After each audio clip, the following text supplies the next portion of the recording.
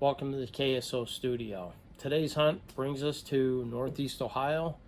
Me self-filming, archery hunt, November 12th. It was the last day of my vacation.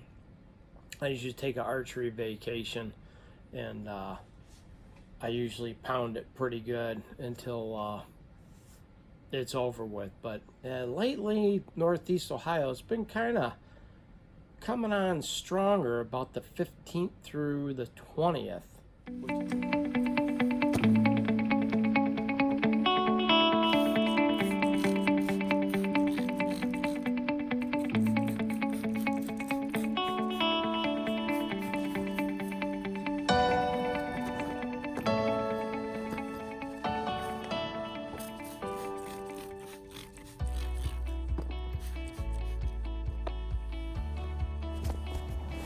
Good morning, everybody. Hey, Jimmy Galvin here. It is November 12th, my last day of my archery vacation. It is 23 degrees, very clear out, high pressure. Crunchy leaves due to the frost. And baby, it's sweet November. I seen stickers yesterday. That's my giant buck ace bag. I cut my hunt short yesterday to get corn back out here because they were out for like 3 days. Anyhow, so first time in the tree stand with these, I was kind of itching to get a shot, and lo and behold, had deer coming through all day. I just decided to wait till one got fairly close, and actually I had a lot of beech trees, as you'll see around the stand, a lot. Now with other heads where you have the blades sticking out, not naming any of them, this one is all self-contained. As you can see by the top one right here, the blades are contained. So all you have to worry about is clearing your fletching on the other end of the arrow, which brings me back until my younger days. I got 40 some years of archery hunting, and anymore it's getting harder and harder for an older gentleman like myself to see the holes in your lanes. So with these heads, I'm able to pick a hole like I used to and drill it right through there without any fear of deflection or what have you.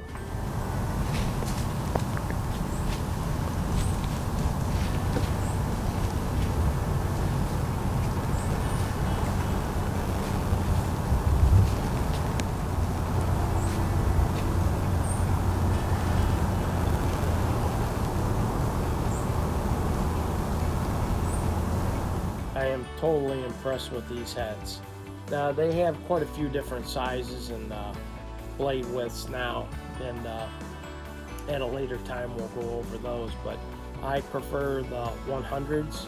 I'm shooting a heavy Cirrus archery product arrow called the Novas. They're gorgeous, and I shoot 60 pounds, but I shoot a heavy arrow. That way I'm getting very good kinetic energy on the other end.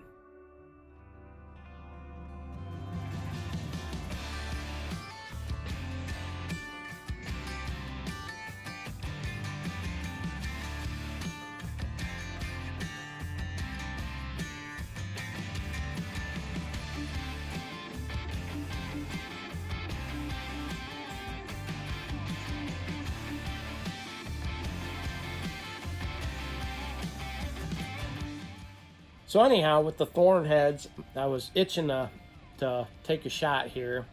I didn't make the best pull through, but I still made a good shot. Deer went right down, and then as soon as I turned the camera off, it got up and ran about 30 yards and fell over.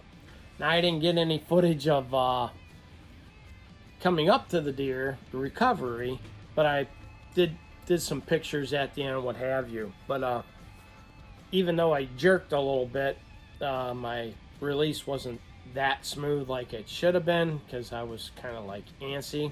Even me, sometimes I get a little punchy Susie, or buck fever as they call it. So I was trying to sequence a shot, and that's where your practice comes in, to where you anchor, good push pull, and just start squeezing together like you got a tennis ball in between your shoulder blades, and your hand grip will just keep tightening and the front will just keep pushing.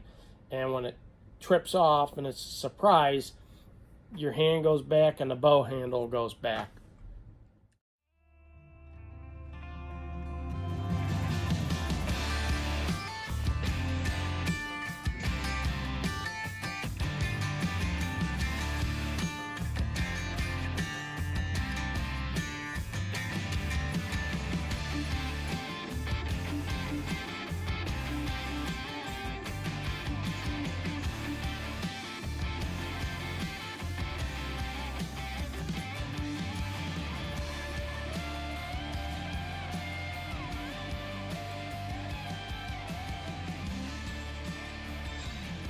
And I really didn't have an open avenue. I thought I did, but when you're self-filming, you don't have much time to make sure it's in the frame all the time.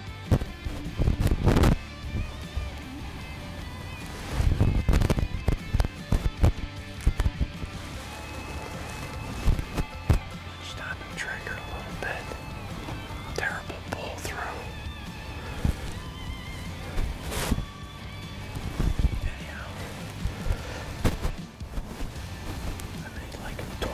Shot. I had some branches in the way. With these new Thornheads, you don't have to worry about the blades catching on anything. So I went ahead and shot that for about 30 yards, and I heard it fall over. So I got one down. I'll have to go down, tag it, and then get back up in the stand, and hopefully a buck comes in. So.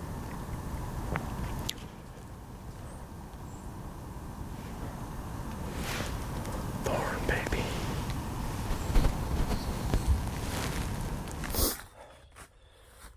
Well, anyhow,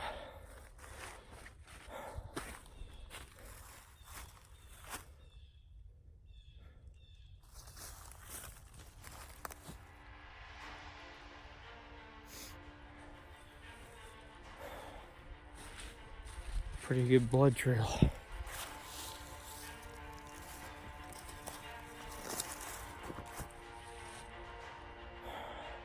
Boy, that Thornhead really just does a number on them.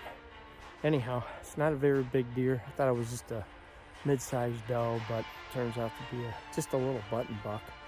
But last day of vacation, I was sick for half of it, and the other third, it just poured rain. So anyhow, very impressed with the stand I put up in there.